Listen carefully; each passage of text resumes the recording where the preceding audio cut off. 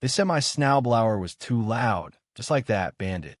3 days later, their street disappeared under 3 feet of white, and the only road left open was the one I kept clear. Funny, isn't it? I used to run emergency response for FEMA, watch whole towns lose everything because someone cared more about pretty views than about being ready. But let me tell you, nothing in those 2 decades prepped me for the war that broke out in my own backyard. Survival versus aesthetics, all over a patch of Colorado high ground. We thought we'd found peace here. Me, my wife Lee, our daughter Kay. I built us a snow management system, kept the lone road to the medical station open. Then the HOA slithered in. They banned my Snowblower for noise. Fined me, cut off my heating lines, even sabotaged the buried pump system under the cabin. Just like I warned, the blizzard hit. Their roads, off limits, under 3 feet of powder. No rescue, no escape. While panic bloomed, I opened the old emergency east trail, the one they used to mock, the one they tried to shut down. And when they sued me for malicious snow diversion, I didn't need to yell. I had paperwork, time-stamped footage, thermal maps, grant misuse reports, drone video of their illegal wall collapsing right into their own yards. This story, it's not just about snow.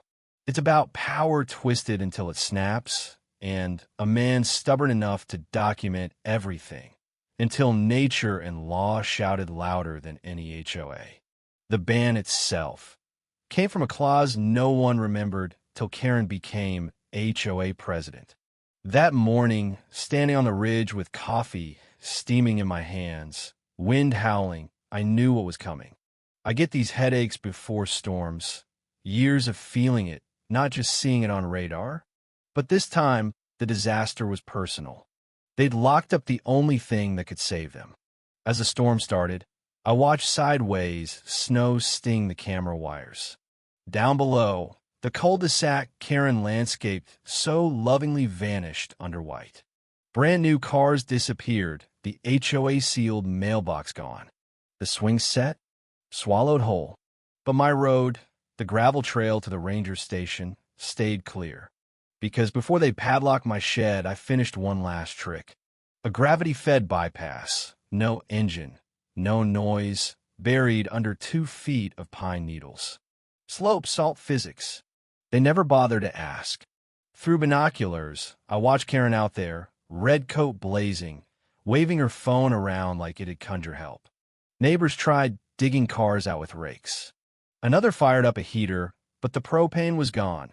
Emergency reserves had been declared unsafe and tossed months ago. I realized they hadn't just banned my blower, they'd cut their own lifeline out of pride. The wind picked up, 50 miles per hour gusts. Lee's cough got worse. We were all trapped, but for my family, trapped meant real danger. See, my wife's lungs can't handle this cold. Doctor said clear airways or risk pneumonia. That shed, those fuel drums, they weren't for show. I kept the Snowblower going so Lee could breathe and Kay could get out if she had to. But the HOA wanted visual harmony. Fuel cans? Unsightly. The blower? Too loud. The trench I dug for meltwater? Non compliant. They memorized the handbook, never bothered to learn the land.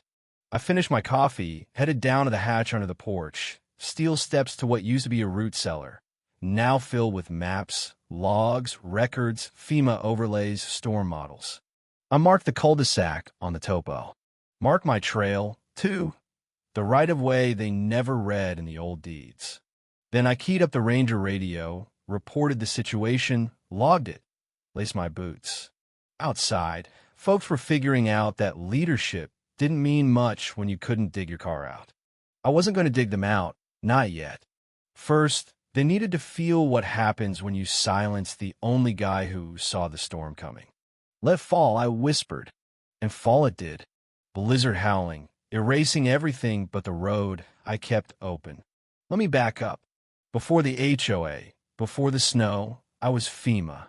I saw towns swept away, sometimes because nobody planned for the worst, sometimes because the people in charge cared more about matching mailboxes than clearing drains. I'd bury bodies before the rescue teams even showed. That life, ash cloud in my lungs, Lee's cough turning chronic, Kay having nightmares about sirens, drove us here.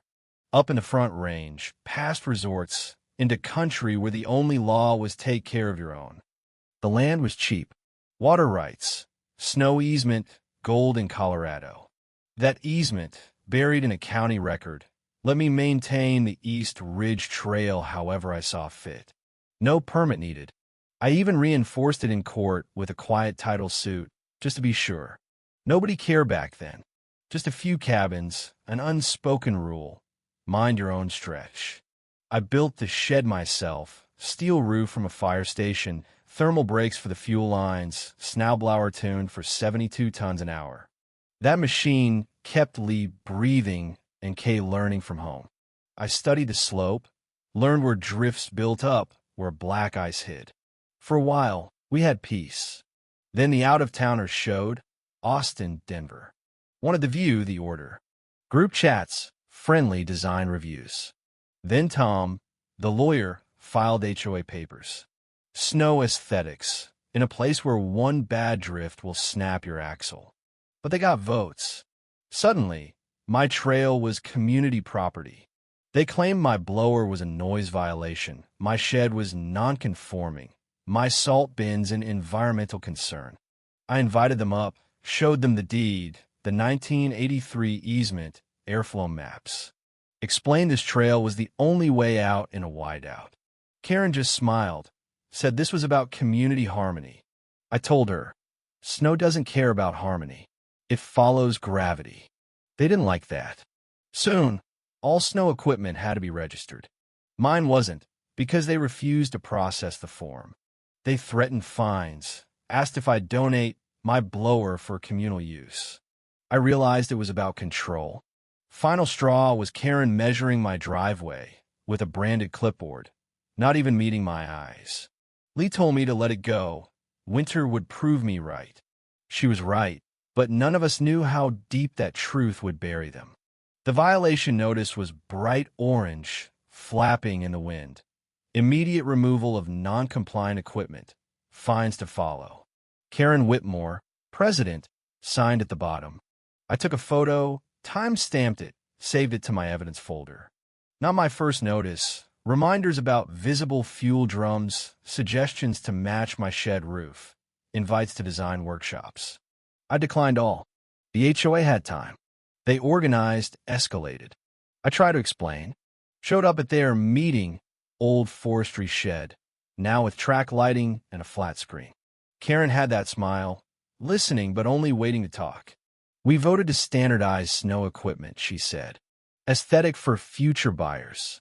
Aesthetic won't dig your car out, I replied.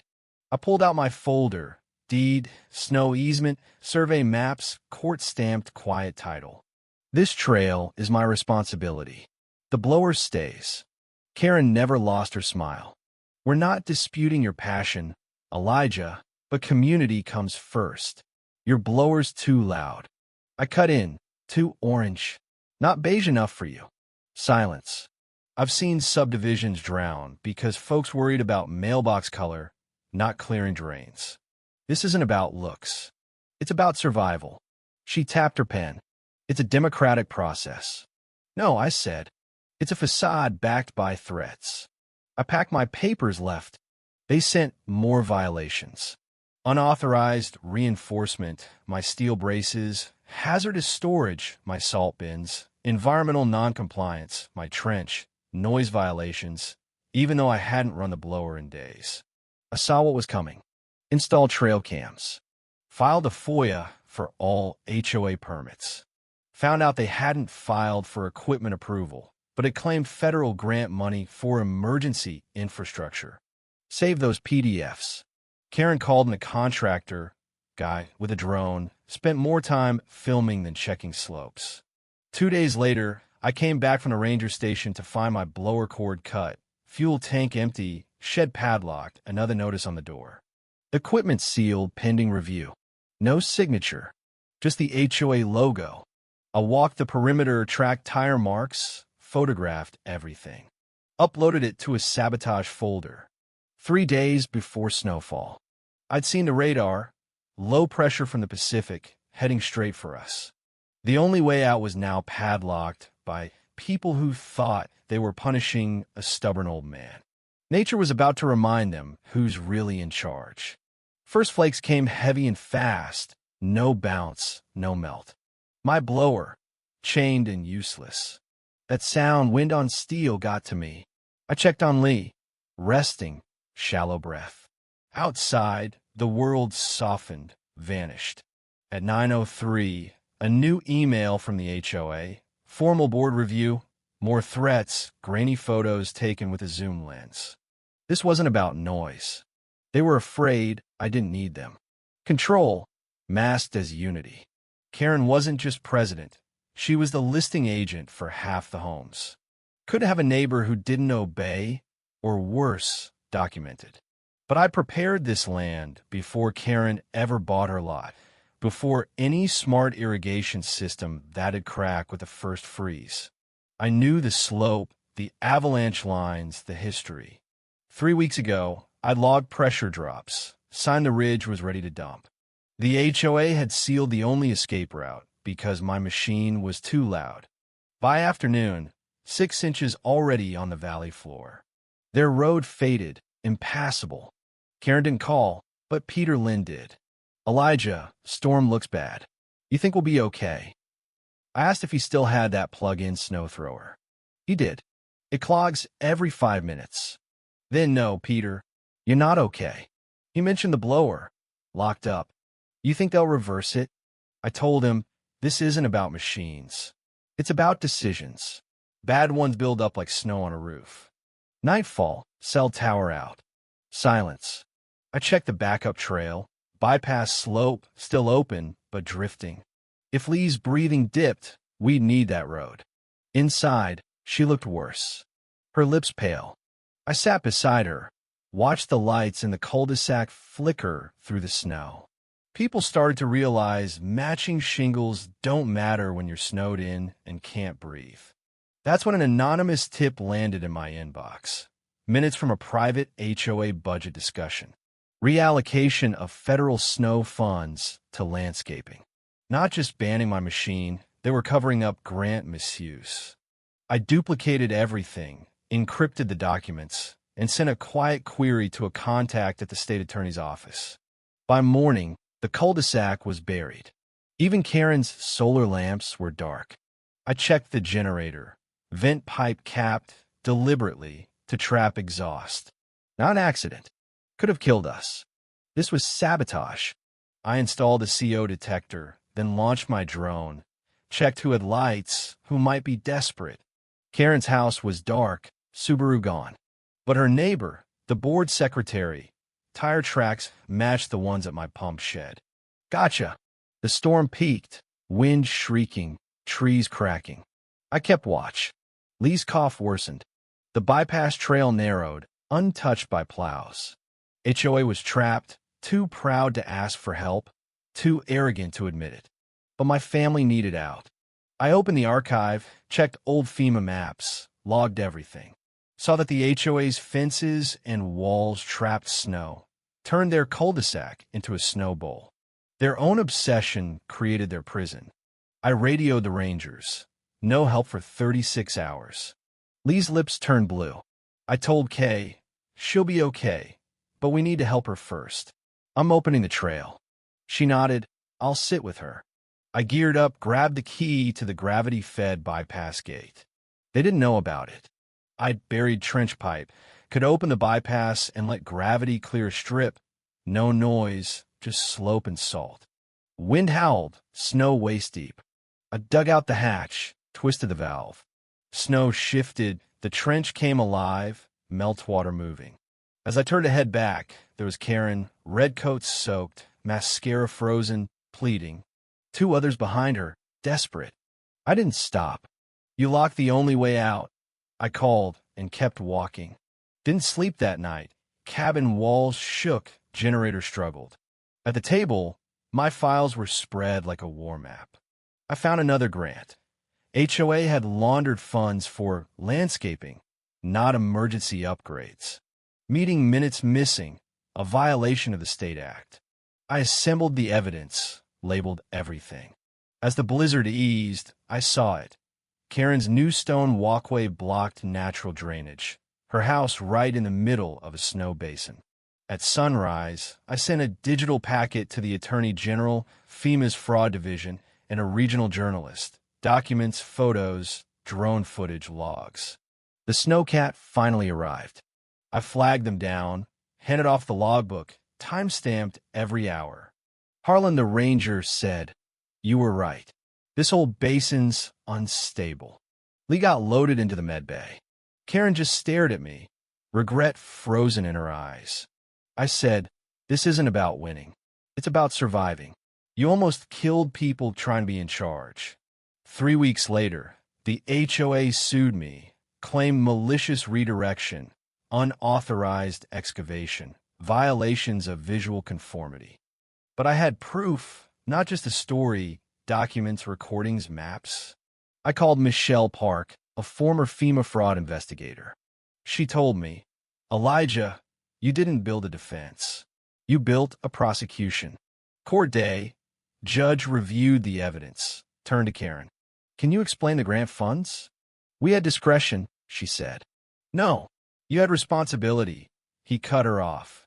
Michelle moved for dismissal based on bad faith. "Judge, I've seen enough." Case dismissed. Defendant acted within legal rights. Plaintiff referred for investigation.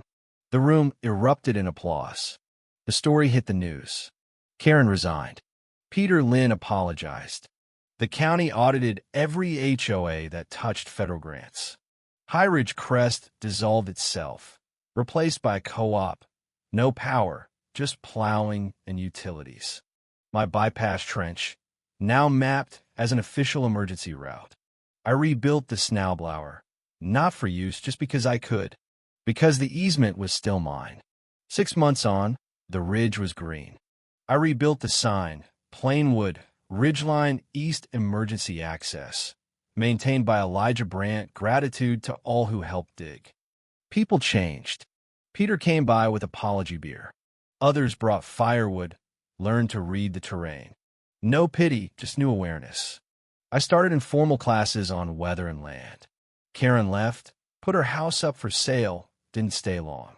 Kay stopped jumping at sirens, started taking landscape photos. Lee recovered. One July evening, Kay asked if I'd put the gate back up. I shook my head. No, people know better now. The road stays open. Not because I forgave, not because I forgot, but because truth, like snow, clears things in time. I didn't win by shouting. I won by documenting, by reading people and land, by letting nature speak. Now, when newcomers ask about the rules, Peter just points to my sign. Elijah keeps the road open. That's all we need. Because up here, you prepare or you perish. No in between. And if you try to lock up the only Snowblower again, well, nature always keeps the receipts. So, if you're watching this and fighting your own HOA war, remember, keep records, timestamp everything. You don't need to shout. You just need to outlast. Sometimes justice doesn't sound like a gavel. It sounds like a Snowblower you refuse to silence. And tell me, if you were my boots, where's the line between order and survival? When does a rule become a weapon? Drop your thoughts below or share your own battle scars. Because out here, justice is earned, not assigned.